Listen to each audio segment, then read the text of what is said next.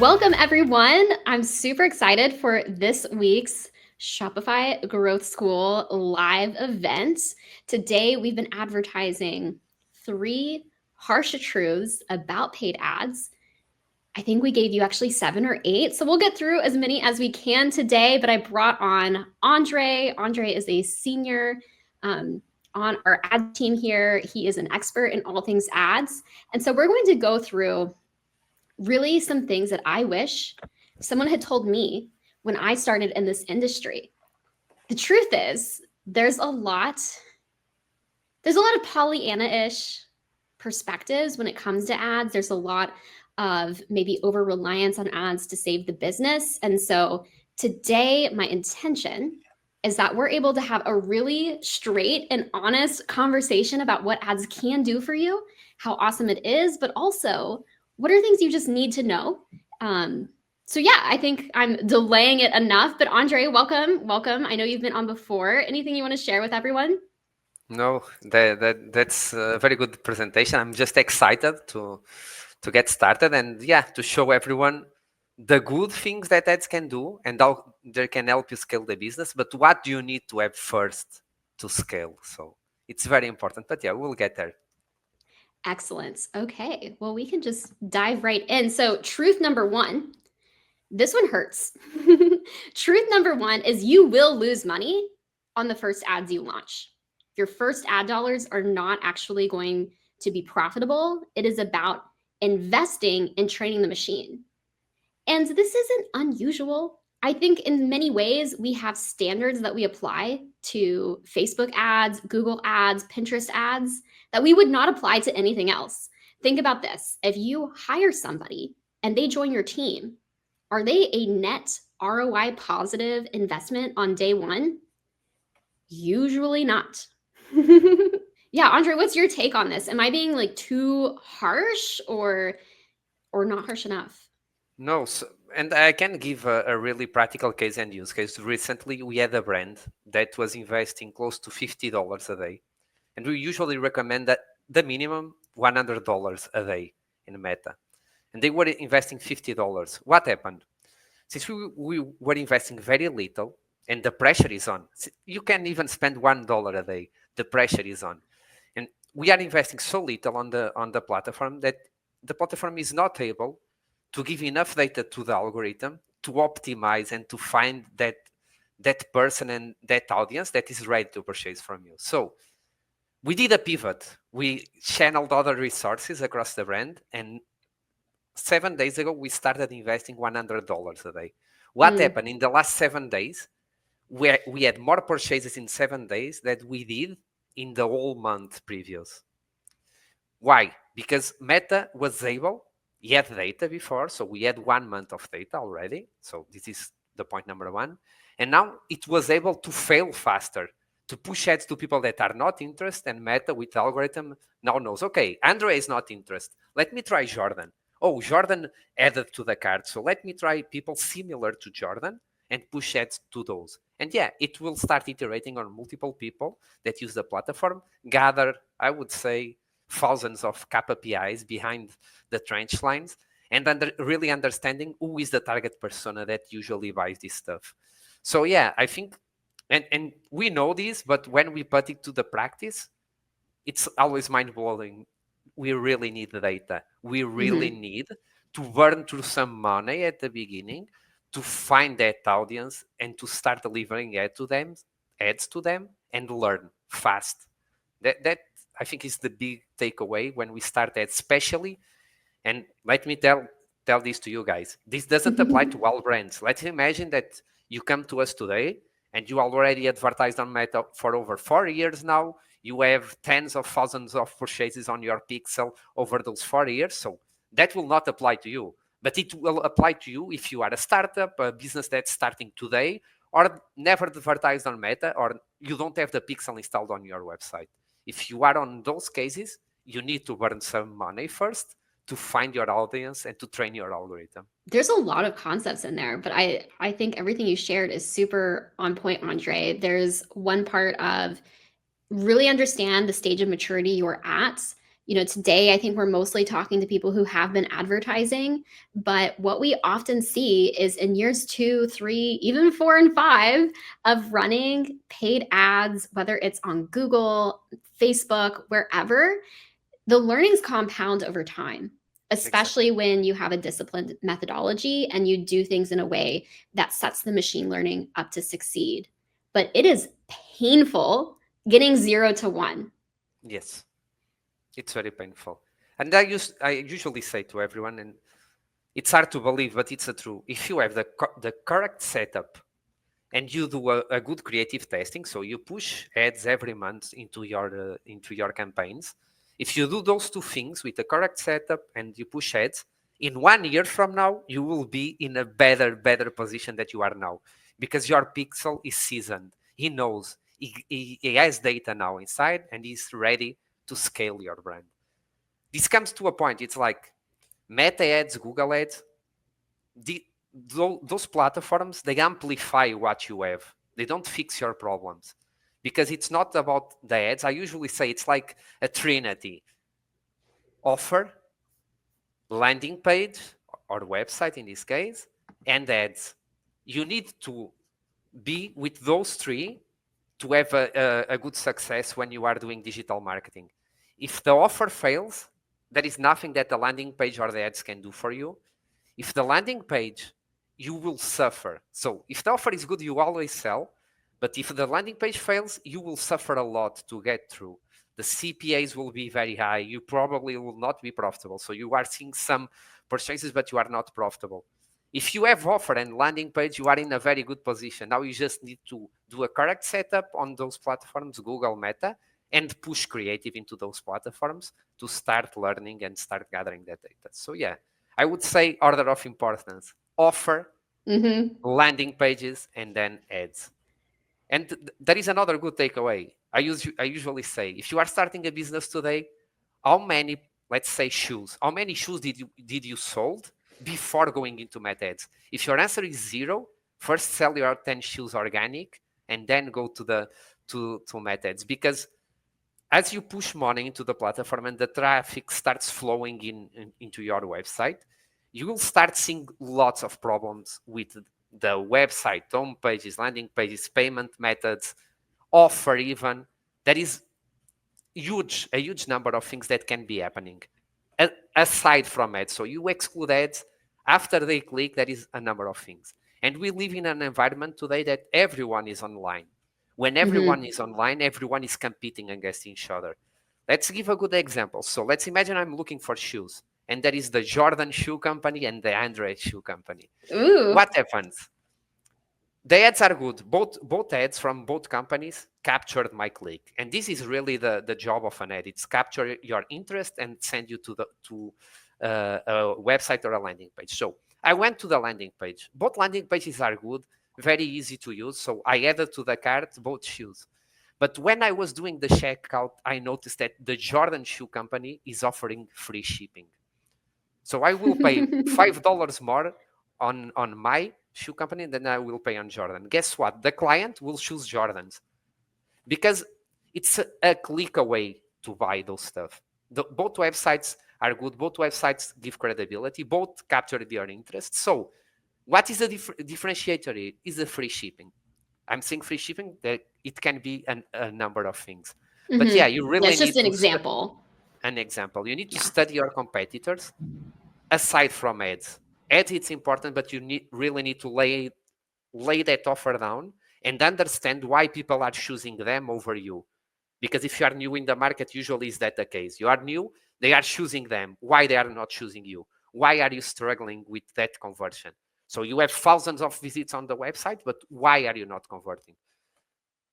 And yeah, I think that's the really truth number one. You need to put some money to start learning and be willing to change things rapidly to adapt to the lack of conversions, Mm-hmm. or not. Sometimes it's a huge success right off the beginnings. We've seen it all. We've seen Exactly. things that very quickly do take off. And in other cases, it can take time for the machine learning to find a hit, and also for us to adapt the rest of the funnel. So I think you totally preempted truth number 2, which is fabulous. Andre, you're such a holistic marketer in that way. But yeah, truth number 2 is that Meta, Google, TikTok is not going to magic wand away your business problems. And Andre already listed several of them. If your website isn't functional, like if people cannot actually check out on the website, that's a huge problem. The competitive environment and landscape, are you really cutting through the noise? Are you really delivering something that is unique and valuable to your customer? There's so many levers. Email, that could massively impact your ecosystem marketing efficiency ratio, or ROAS. We're using a lot of jargon there, but basically how efficient your overall marketing program is can be heavily dependent on your ability to master email and text messaging. Are you reaching out to those people and helping them complete their sale or come back and purchase more things? The AOV, the price strategy. We could go on and on and on. Andre, you already listed several levers, but are there any other levers that we want to shine a spotlight on?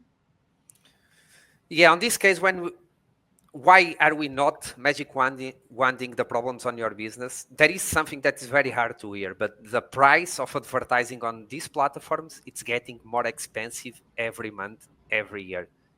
2025 is the most expensive year yet, and guess what? 2026 will be more expensive. What happens when you are in this environment that's getting more expensive? You really need to lay down well your funnel, your full funnel. Some brands, and you see this a lot of on the supplement niche, they lose money acquiring customers. Usually we operate on supplement brands around 1 ROAS or 0.8.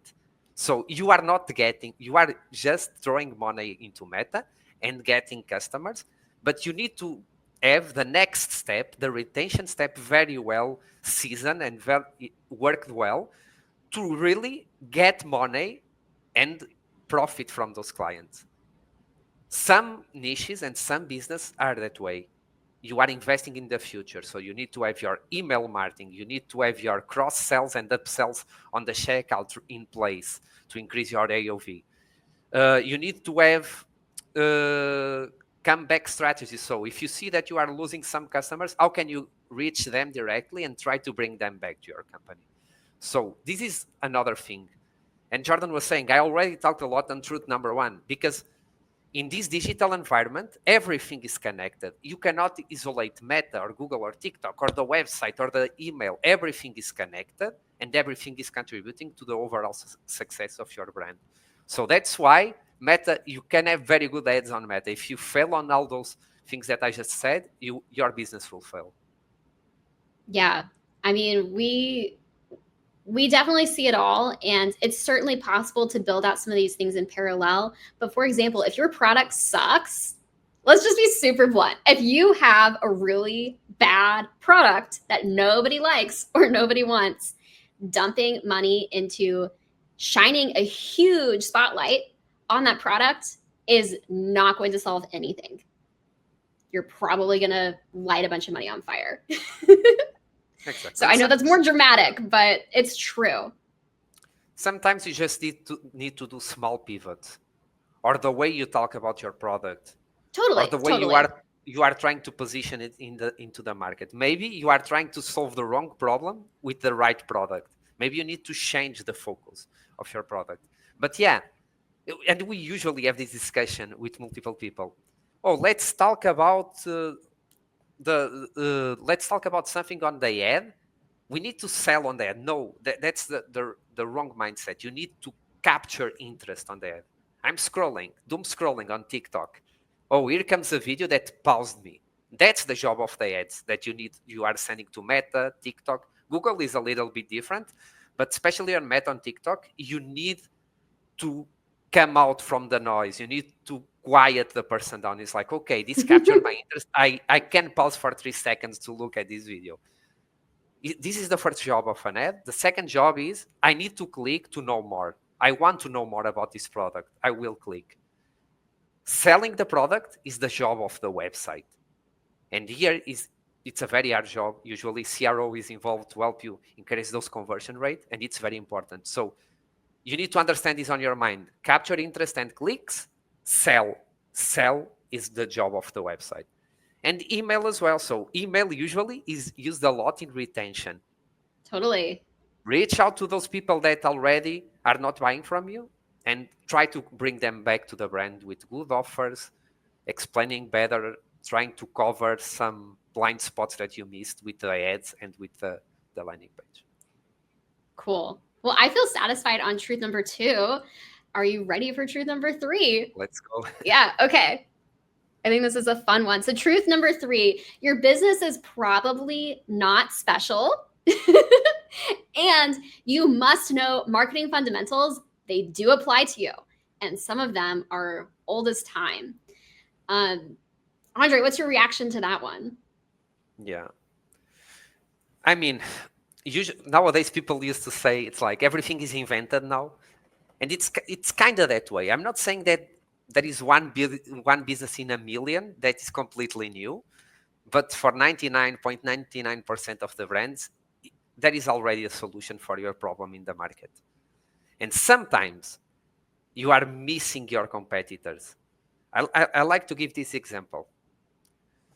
What are your competitors? So let's imagine I have a cinema and you also have another different cinema in my town. And you will say, Andre's Cinema is my biggest competitor. I can be your biggest competitor, but the competitors for a cinema is all the entertainment that a person can have instead of going to a movie that can shift my focus to that. Let's say playing video games in my console. That is a competitor to your cinema because either I will spend my late afternoon playing those games or I will go to the cinema and see that movie. Netflix is a huge competitor to cinemas. There are lots of indirect competitors that affect your product and your sales. With that said, there is always a solution, and you need to try to once again capture that click, capture that focus to your business, and try to explain why. Sometimes not why you should see the movie in my cinema and not in Jordan's cinema, but why should you not spend your afternoon at home alone, and you should go to the cinema and get other people, hear louds, hear screams, hear people crying with the movie, and get a more immersive experience. See the way that sometimes you need to communicate to differentiate yourself. I might be trying to fight with Jordan, but I should be fighting with Netflix or with a PlayStation 5 or something like that. So you lose a lot of business to those indirect competitors, and you don't even know this. Yeah, this was really interesting what you said. You're really focusing on the market positioning, understanding, hey, there's a lot of noise happening. Also, be conscientious of where the ads are showing. You are sandwiched in between people's family reunion photos and your best friend from elementary school's political rant. When we're thinking about, where these ads sometimes showcase. And then on TikTok, you are in a sea of all of these different things competing for attention and competing even to solve the same problem. The other way I want to apply this truth is when it comes to the methodologies we use on ads. So this isn't really a deep seminar in how to set up ads or anything like that, but there are some fundamentals that we see very consistently, and it's not just us. We did not invent how to run paid ads. Like, that's just not true. Instead, there are playbooks that work. And where we see the most damage to profitability is often I'm going to say, like, ego that wants to reinvent the entire system from the ground up under the assumption that we're different and we need to micro test every single lever. I don't know if I went too far, Andre, if you agree, disagree. I think 20% of the things you do 80% of the work, and all that micromanaging, it can do small increments, but it's not what will save your business. If you are unable to get purchases at a profitable level, the problem is on those 20% that do 80% of the work. Usually the problem is on your head. Usually you are not doing a good way communicating, pausing that scroll and capturing the click. And you can see that it's very easy to see that. If you go to your, let's say, Meta ads or TikTok ads platform, you can break down by the different metrics. The click-through rate is really what says if your ad is a good ad or not. The lower the click-through, if you have a very low click-through rate, I would say 0.5, for example, Oh yeah, your that's ads are very bad. low. Because I would almost get in here and be like, well, Andre, is that really more important than CPA? But I get what you're saying. When we see these huge outliers, it is a red Yeah. flag that we need to be doing better. Let's imagine you have 5% click-through rate. You are rocking. You are pausing that scroll and getting that click. So people want to see more. But when you go to the conversion rate, you have 1% conversion rate or 0.5. Your website is not selling well enough. It's what the platform is telling you. There is something on your website that is not selling well enough, or there is a disconnect between what ads promised and Mhm. what they saw when they landed But it on is your page. not what I hear you saying. Like, and we kind of covered a lot of this when we talked about all the different levers. What it's not is split testing in 20 campaigns, No, different attribution settings, different targeting methods. It no, is not that. It it is is not take that. a step back. Is the ad compelling? Yes or no? Is the website doing its job and helping people understand how we're the best solution for them? Yes or no? And is it a pleasurable experience? Is your retention marketing in place? Are you able to reach out to these people? Yes or no? Is your operations able to fulfill the orders effectively, keep inventory in stock, and Yeah, all of those things? Yes or no? It is not probably going to be uncovering some magic button, some easy button within the ad platform. Oh, yeah, there's just this one setting that, what do you know? If we had just turned that on, we'd have a 20 return on ad spend instead of a 0.5. Like, that is just not reality. yeah, it's not But reality. there is often a desire to try to micromanage those tiny, what you were calling maybe the 80% or the 20% levers instead of addressing the bigger fundamental issues of the business. Exactly. Go back to the basics. If you do the basics well done, you are having success already. If you fail on the basics, there is no amount of work that you can do outside the basics that can help you succeed. I think that is the big takeaway in one sentence. So yeah, Awesome. create the good ads, do the correct setup. We do one way, multiple people do in different ways, but if you follow the fundamentals of trying to be in a broad targeting, helping the machine learning gather that data, nowadays it will solve that Yep. problem for you. You Yep. just need to have good ads. That's right. Cool. I feel satisfied on this. We probably have time for one or two more. Should we proceed? Let's go. Let's go. Okay. All right. Number 4, you alluded to this earlier, but Yeah. shiny This. object syndrome will Yeah. destroy you. And I use the word destroy very intentionally. This is probably the number one thing I watch founders do that makes their lives very uncomfortable. it's Yes. it's difficult because when things are not going the way we want them to go, it is, of course, we have to switch things up. So this isn't me saying, oh, if things aren't working, just keep on doing exactly what you're doing.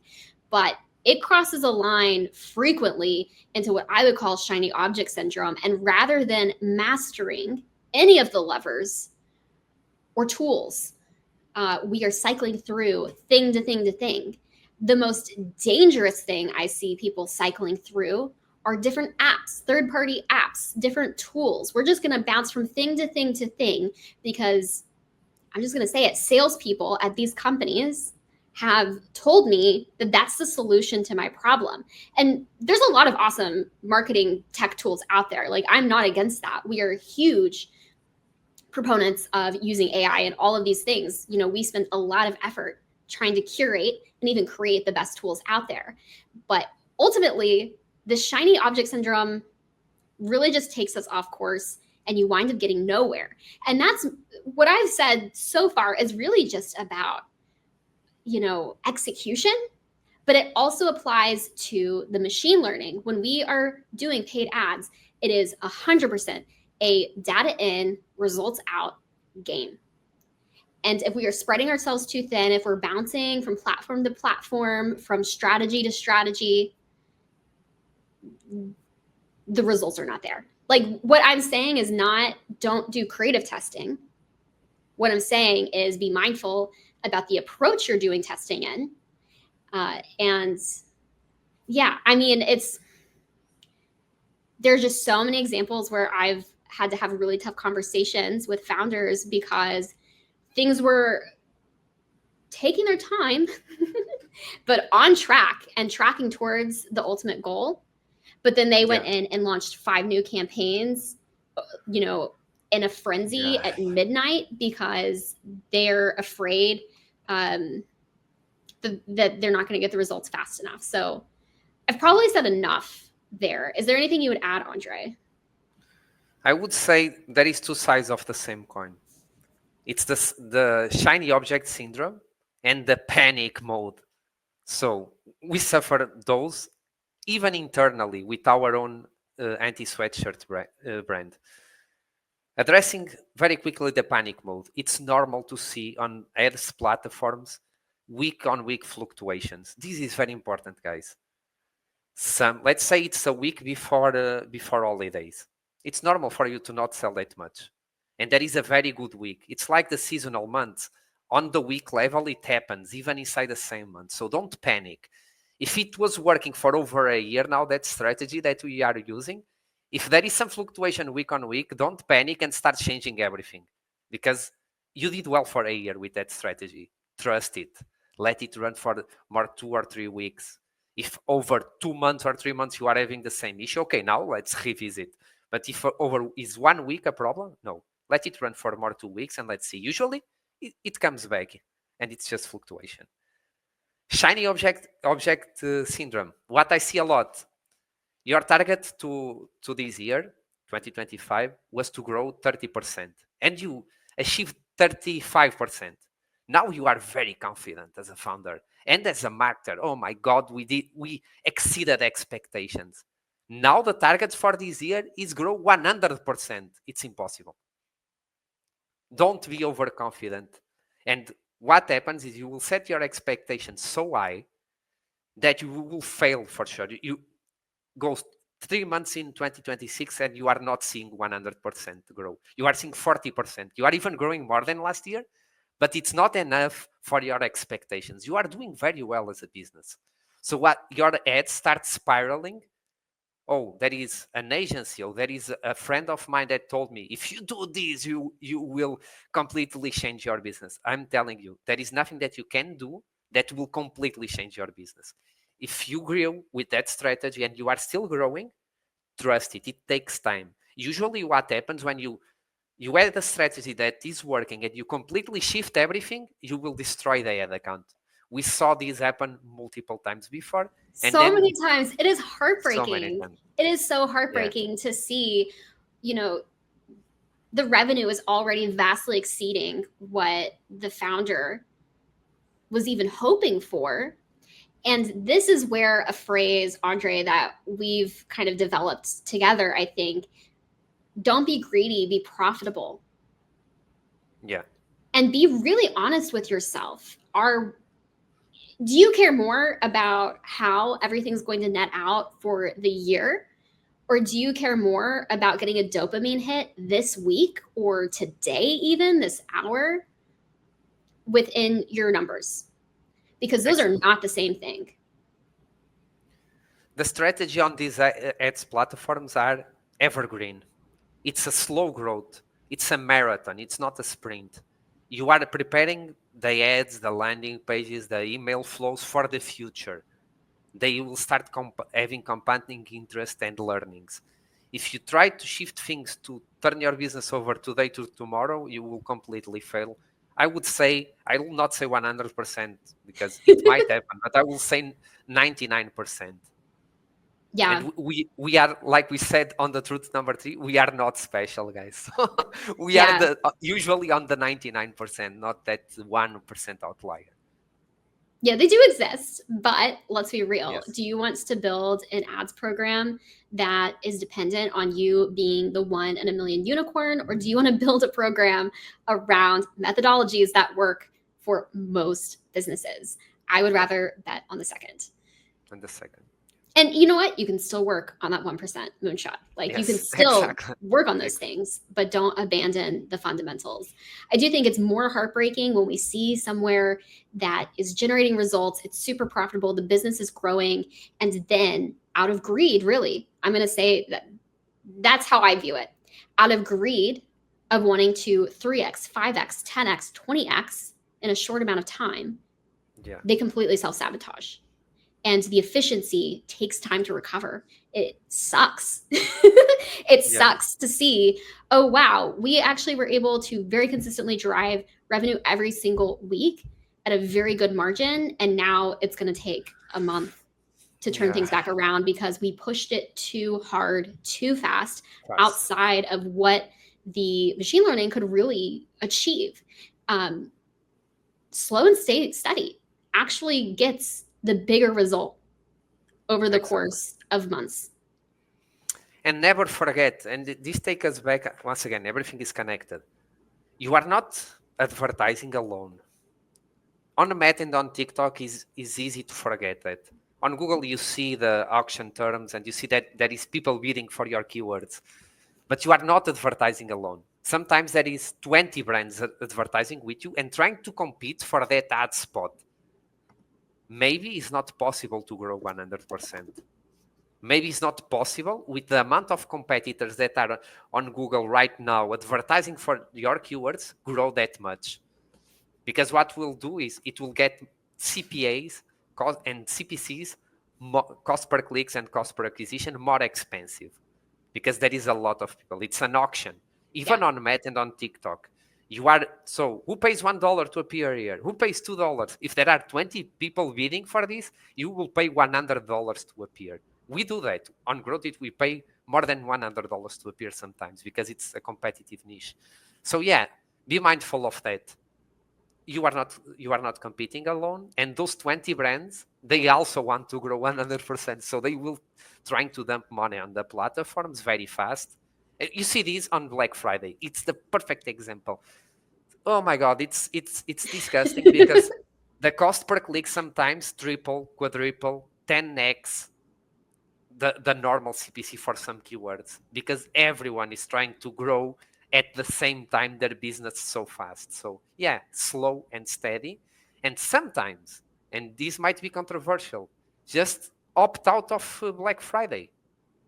Lower the budget. Grow when your competitors are not there, and lower when everyone is trying to compete. And you will not appear if you don't have the budget. You will lose that bidding. So yeah, sometimes try to rationalize your budget because it's important. Hmm. But yeah, I You think touched on we so said many enough different good for this one. things. Yeah. Yeah, so many things.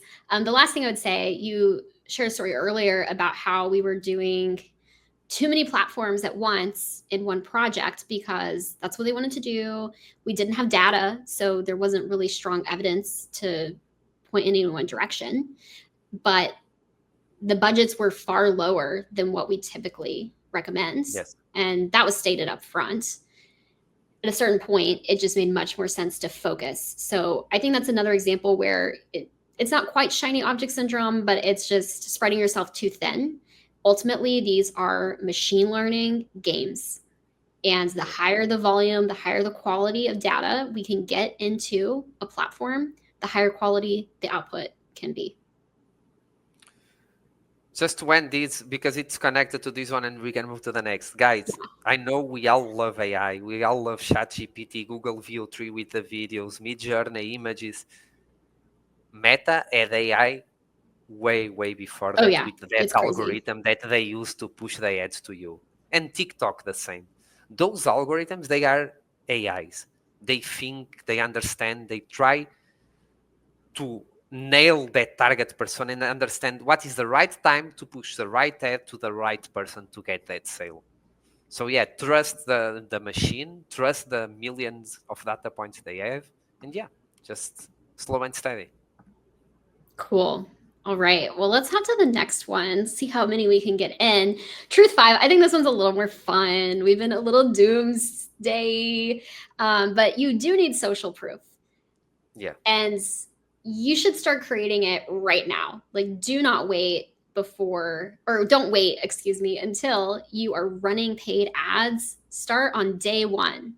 Social proof can include a variety of things. The gold we're going after often are those coveted UGC, user generated videos of people who are fanatics about your product or service and sharing their experience in that video. That is gold. At a certain point on most ad accounts, you'll hit a ceiling of how much more we can scale it and maintaining efficiency until we start to get some of this video content.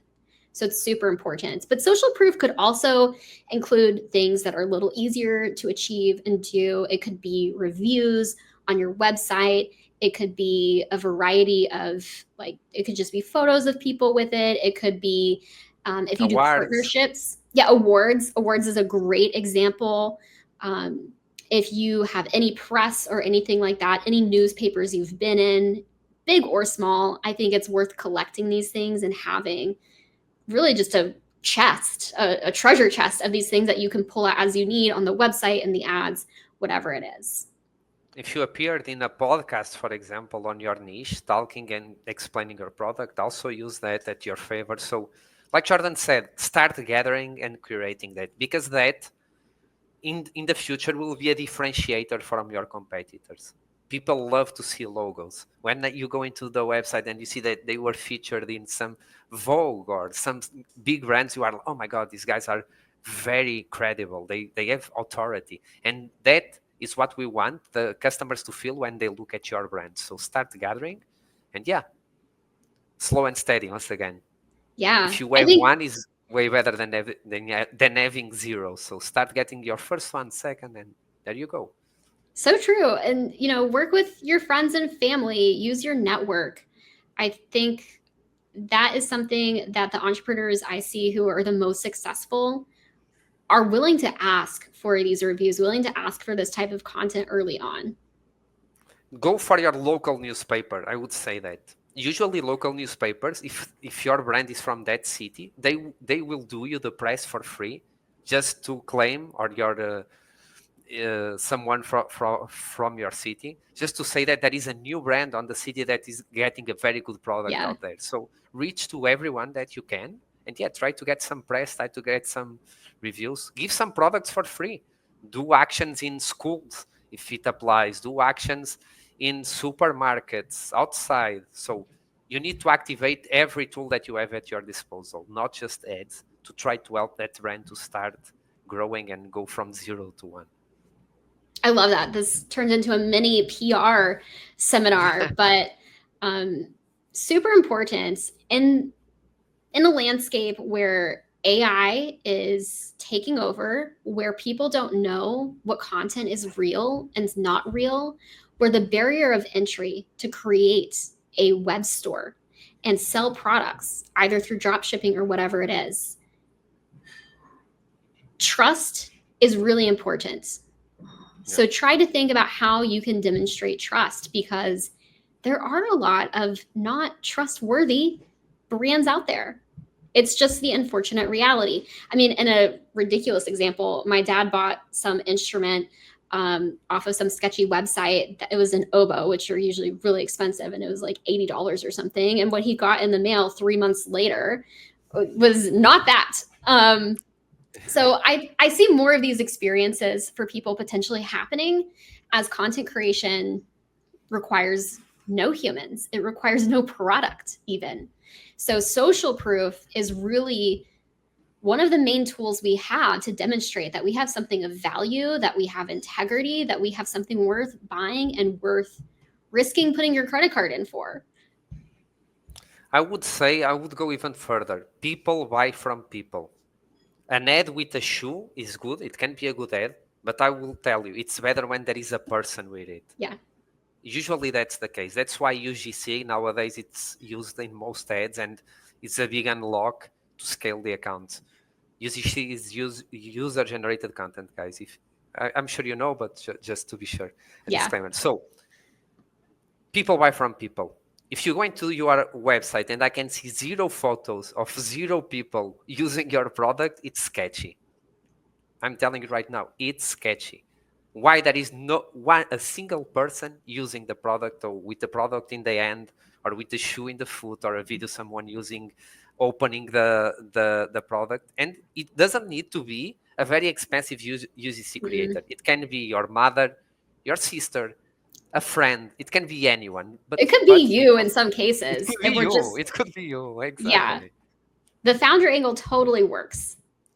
Let me tell you, our best ad for a couple of months was our founder video. Our founder on it, dressed with the shirt and showing with the water balloon how the shirt didn't get wet. You can see zero sweat stains, zero water on the shirt. So, and that video was our biggest unlock for, I would say, like 5 or 6 months. It was a long time. So, if you are the founder, get your hands dirty. Go and start generate your first content. Open your own package and try to understand what is the experience and how can you showcase that and what are the problems that it really solves. Yeah. Yeah, shout out to Jim for in the middle of winter going Yes. outside and like breaking water balloons on himself to create those videos. And luckily Sure. for us, they did really well. They did really well. Cool. Awesome. Okay. I think the next one we've got two more.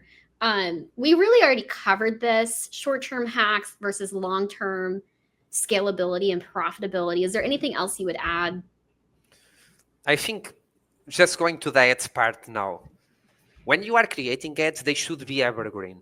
I'm not saying that you should not do an action for, let's say, Mother's Day, but the ad should be, you need to think about it. Like I said, stop the scroll, gather the link click, and it should be because, especially on Meta, the way the ads work, they are like a page that collects data to that Right. page. So the more data an ad has, next year it will be way, way better than it is right now because it has that data inside. It has likes, comments, shares, and people can see that. Those are also like reviews. It's authority for your ad. So do the ad in an evergreen way. For example, say the best present for your mother. That ad it will excel in Mother's Day, but it can run for the whole year. If you say the best present for Mother's Day, you can only use that ad on Mother's Day. See the way you just phrase your ad will totally change if you can run it in a long term or not. And in terms of efficiency, it will not change anything. Guess what? The ad is evergreen. The ad is not selling. The ad is just telling you this is a good present for a mother. Okay, nice. It's Mother's Day. I need a present for my mother. Let me click. Now, on the landing page, your banner should be selling Mother's Day.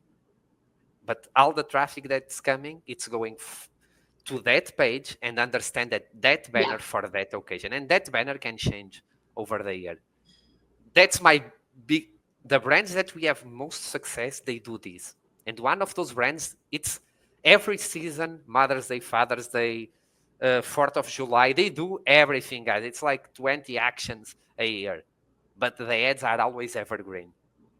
This is a very good product for people that love America.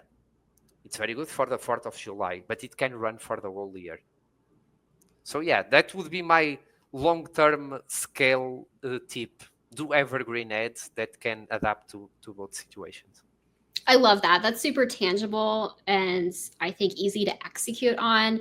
And I love that you're finding the win win. It's not saying don't worry about holidays at all. No, You're saying there's a way that you can do it that also might continue to yield results well past that day. exactly. That's the game. Compounding interest. We Yeah. want to gather data and leverage that data over a long period. It's not just pausing. Oh, it's Mother's Day. The ads did very well. Now I pause them. I will only use them in 1 year. And now that those likes, comments, shares, everything is gone, and that helps. When I see an ad with 10,000 likes, oh my god, that's very something is up. People love this. When I see people commenting, oh my god, I just received the product that I bought. Here is a photo. There is a lots of brands with that, with photos of people that saw the ad again, and they just drop the photo there. That is very, very, forget the reviews. That is a review on the ad, so people Yeah. will click for sure. Awesome. Okay, well, we've got one more.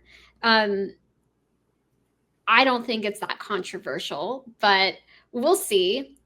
Truth number 7 is that AI is not going to save you, but it might be able to help you save yourself. We've already covered a lot of this. Like, all the AI tools in the world are not going to solve old school market fit product problems. But AI certainly can be a leg up and really allows us to get 10x out of our own effort when we use it appropriately. Yes, Andre, is there anything you'd add? I think the key word there is tool. AI is a tool. It's like a billboard. It's like Meta. It's like Google. It's like email marketing. It's a tool. You need to use all those tools to succeed, and you need to use AI to succeed as well. But don't go to your company right now, let me fire my old marketing team, that let that one guy start using AI, and that will screw your business. What you need to do is, let me see how can I do more using AI, or can I do better using AI. Harness those assets that you have to increase the quality of the work and the output that you put out there. It can be on ads, it can be on landing pages, email marketing, SMS, or even on the logistics Mm-hmm. of everything that you do. Use That's a AI huge to piece increase of the it. quality, to increase all those points that we discussed before, improve them with AI, and not try to replace your current system with AI, because systems with AI, they have one thing in common. They have problems that need a small push from humans to work. Nowadays, they are very good. They do things very fast. When I ask for an headline for an ad, it gives me like 20 headlines, but I need still to be the one to choose the best one with my human mind and try to understand. And that's the trick. It can generate 1,000 ideas, but you need to be the one to nitpick and choose the ones that you want to use and improve them, and then understand the impact they have on your business. Yeah. But yeah, It certainly enables more solopreneurs to be able to thrive and really compete in the marketplace. I totally see that. Where I yeah, see things go wrong, and this is also true of just buying a business. Um, where it goes wrong is thinking you're going to have a tool or purchase some type of business that's going to just print you money. And the reality is, all of these things do require some effort. Now, can we take that effort and minimize it? Can we get done in 40 hours on our own business, maybe in 10? That's certainly possible. But some people might disagree with me, but I don't think we're quite there where we just can have AI automatically run the entire business and have it go well and remain profitable. yeah. I think it's like, let you have all the clothes in the world at your disposal, but to dress well, you need to know how to dress or hire an advisor. This is the same with AI. You have all the potential to generate headlines, images, videos, primary texts. But either you know how to do that, or you need an advisor, someone that has the experience to execute on that and to At help least you to put, set it up. exactly, to set it up and to do the output, a good output. Because AI, it doesn't know if it is an output for AI. The person that knows if it's a good output or not, it's you, or the person that is handling your ads. So that's the really key to succeed. Now you can, instead of testing 10 ads a month, you can test 30 ads a month, but you still need to understand who are the good ads. It's not a quantity game, it's a quality game. Yeah, I agree. I think when everyone has access to the same amount of quantity, that no longer is the competitive edge. And that's Exactly. not me saying we shouldn't keep testing, but let's be real, like everybody else has the same competitive edge. So you need to find it somewhere. Yeah. But I super welcome the AI enthusiasts to check me. Maybe I'm being too pessimistic about it. But this is just what we're seeing boots on the ground right now. Who's really thriving the most in the marketplace? Andre and I focus primarily on e-commerce, but we do work in other industries as well. So do want to put that out there, that might be coloring some of our hot takes today. But I know we both have some strategy calls to jump to very soon. Thank you so much for joining me, Andre. I think you really shared a lot of value for our audience today, hopefully allowed people to step into doing paid ads with open eyes, with, just a lot of knowledge about what they can expect and what the main pitfalls are. So thank you so much for taking time out of your busy day. Yeah, thank you guys. And yeah, reach out on your comments. We will check them out and answer questions. So have a good one, everyone. Wonderful. Thanks for joining us, everybody.